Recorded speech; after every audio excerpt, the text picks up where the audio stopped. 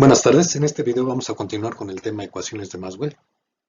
Lo que vamos a ver aquí es el nuevo concepto que introdujo Maxwell de corriente de desplazamiento y el campo magnético inducido por estas corrientes de desplazamiento que tienen que ver con cambios en un campo eléctrico en una región del espacio respecto al tiempo y que lo llevó a agregar un término en la ley circuital de Ampère que fue fundamental para concluir el estudio de todos los fenómenos electromagnéticos. Como les mencioné en el video anterior, Maxwell le dio solidez al concepto de campo electromagnético, los conceptos de campo eléctrico, campo magnético, haciendo una recopilación de los resultados experimentales y las leyes físicas obtenidas hasta la fecha, y haciendo una derivación de ecuaciones matemáticas para expresar las relaciones generales entre los campos eléctricos y magnéticos y sus fuentes, y también sus propiedades geométricas. Bueno, aquí les presento las ecuaciones en su forma moderna, porque Maxwell las obtuvo por componentes, pero estas ya son en su forma moderna y elegante. Entonces las ecuaciones ya las hemos visto a lo largo del curso. La ley de Gauss para el campo eléctrico, para el campo electrostático, que dice que las cargas eléctricas en reposo son fuente de campo eléctrico, ¿no? Y expresada en forma diferencial. La siguiente ecuación o ley, la ley circuital para el campo eléctrico, que dice que el campo electrostático es conservativo o rotacional. La otra es la ley de Gauss para el campo magnético, dice que no hay fuentes monopolares de campo magnético. La cuarta es la ley circuital de Ampère, que dice que las corrientes eléctricas estacionarias son fuente de campo magnético. Se dan cuenta, estas son las ecuaciones que ya hemos visto de la electrostática y magnetostática. Y aquí los campos eléctrico y magnético son independientes, ¿verdad? No dependen uno del otro. Pero ya con la ley de Faraday expresada en forma diferencial, se mostró claramente, o vio Maxwell claramente, que los campos magnéticos variables en el tiempo también son fuente de campo eléctrico. Es otra manera de generar, inducir campos eléctricos, es no solo con cargas eléctricas, sino con campos magnéticos variables en el tiempo. Bueno, una vez planteadas estas ecuaciones, Maxwell analizó con más detalle las ecuaciones matemáticas que expresan la relación entre los campos eléctricos y magnéticos y sus fuentes. Nos vio que en el caso del campo eléctrico había dos tipos de fuentes, las cargas eléctricas y los campos magnéticos variables en el tiempo. En el caso del campo magnético, hasta la fecha se había descubierto que las corrientes eléctricas eran fuente de campo magnético. Entonces el cuestionamiento que se hizo, o hipótesis que planteó, fue si un campo eléctrico variable en el tiempo podría generar un campo magnético. Es decir, algo así como intercambiar aquí en la ley de Faraday los campos E y B, de tal manera que un campo eléctrico variable en el tiempo pudiera generar un campo magnético, ¿no? Y bueno, pues la respuesta que dio a esta hipótesis, a este cuestionamiento, fue afirmativa, como vamos a ver aquí en este video. Y bueno, esto muestra de manera contundente la manera de hacer ciencia.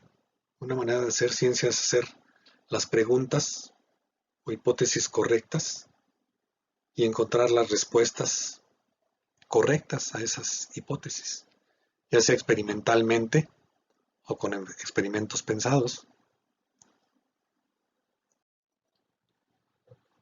Con el trabajo de Maxwell, de manera implícita, demuestra el gran impacto que tuvo la ley de Faraday, porque fue la ecuación fundamental o piedra angular para la construcción de la teoría del electromagnetismo.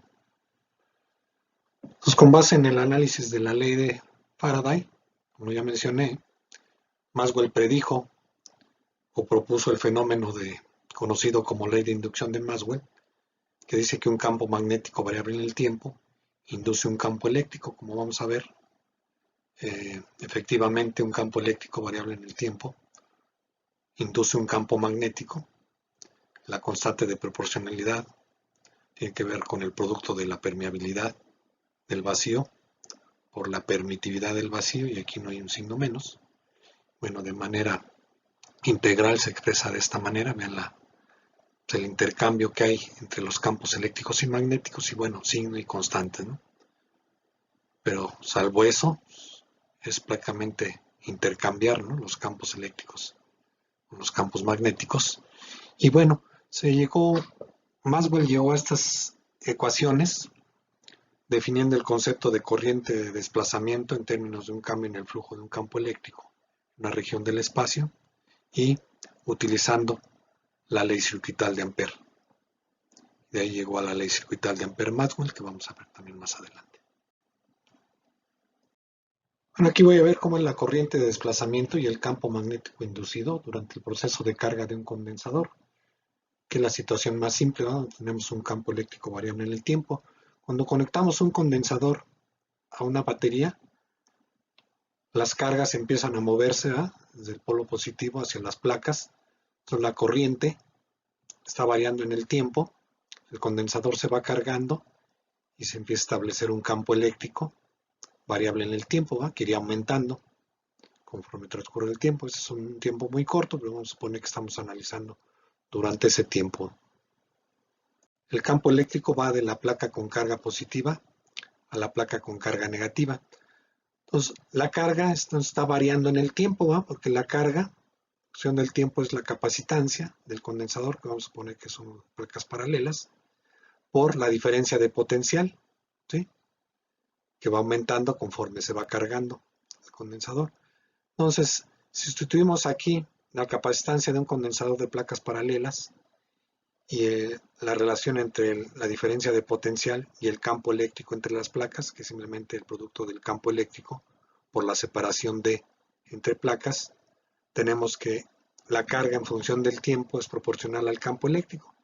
Es el producto de la permitividad del vacío por el campo eléctrico por el área de las placas del condensador. Por lo tanto, la corriente que está circulando a través del circuito tiene que ser igual al cambio en la carga, la cantidad de carga en las placas del condensador respecto al tiempo, que sería epsilon 0 por la derivada de el producto del campo eléctrico, la magnitud del campo eléctrico por el área, según está derivando esta expresión. Y esto que está aquí, pues vendría siendo el flujo de campo eléctrico respecto al tiempo. Por lo tanto, entonces la corriente que circula a través del circuito es igual a la permitividad del vacío epsilon 0 por el cambio en el flujo respecto al tiempo.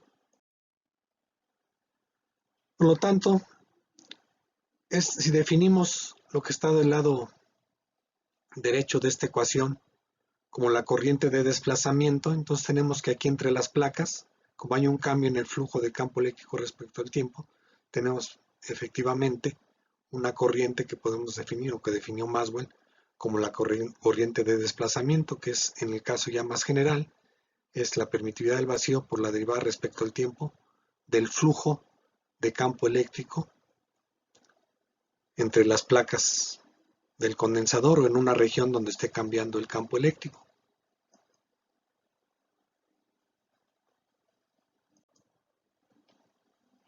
Ahora entonces analizamos ya aquí con más detalle cómo son las corrientes. Lo que podemos decir es que del lado izquierdo, por ejemplo, de esta placa, la placa que se va cargando con carga positiva, hay una corriente real, corriente libre, ¿verdad?, que va por el alambre, pero al llegar al condensador, pues la corriente no pasa, ¿verdad?, no puede pasar de aquí, de la placa con carga positiva a la placa con carga negativa, pero del otro lado, el alambre que está del otro lado, conectado a la placa negativa, también ahí va la corriente. Entonces lo que propuso Maxwell es que entre las placas había una especie de corriente, aunque no era una corriente real, que llamó corriente de desplazamiento, que es precisamente la epsilon 0 por el cambio en el flujo de campo eléctrico respecto al tiempo. Luego, utilizando la ley circuital de Ampère en distintos lugares del circuito, construyendo una trayectoria cerrada, un círculo concéntrico con el alambre a una cierta distancia r, aplicando la ley circuital de Ampère, Pues resulta que la integral de línea de ese campo magnético sobre la trayectoria cerrada, debido a la corriente libre, a la corriente real, es mu0 por la corriente. En la región entre las placas, el campo magnético entonces va a ser debido a la corriente de desplazamiento, ¿sí? Que si está a la misma distancia, me daría que, bueno, la integral de línea sobre esta trayectoria cerrada de este campo magnético sería mu0 por la corriente de desplazamiento que tiene que ver con el cambio en el flujo de campo eléctrico. Del otro lado, pues, nuevamente tenemos la ley circuital de Ampère en términos de la corriente libre. En conclusión, hemos llegado a que si aplicamos la ley circuital de Ampère para la región entre las placas del condensador, en donde hay un campo eléctrico cambiante en el tiempo, por lo tanto un cambio en el flujo de campo eléctrico respecto al tiempo. Estudiamos en esta expresión explícitamente cómo está definida la corriente de desplazamiento, llegamos a la ley de inducción de Maxwell, que si fijan es idéntica, salvo constantes, ¿verdad? Y por el intercambio de los campos, ¿verdad?, a la ley de inducción de Faraday. Usamos el teorema de Stokes, ¿verdad?, aquí para el lado izquierdo de la integral. Se puede demostrar que la ley de inducción de Faraday en forma diferencial, de Maxwell, perdón, en forma diferencial, dada por esa expresión. Muchas gracias. Aquí dejo este video. Hasta luego.